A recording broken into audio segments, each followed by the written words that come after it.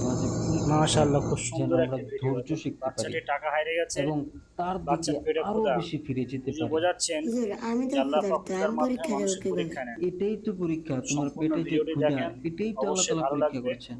পেটে ভালো ক্ষুধা লাগলে দিয়ে আল্লাহ কমেন্টে তাআলা মাশাআল্লাহ পরীক্ষা করে? লিখবেন, জানো লাইক আল্লাহ করবেন, তাআলা কোরআনে সাবস্ক্রাইব করে বলেন, পাশে থাকবেন। ওয়ালানাবলুওয়ান্নাকুম বিশাইইম মিনাল খাউফি ওয়াল জু'i ওয়া নাকসিম মিনাল আমওয়ালি ওয়াল আনফুসি ওয়াস সামারাত ওয়া বাশশিরিস সাবিরিন।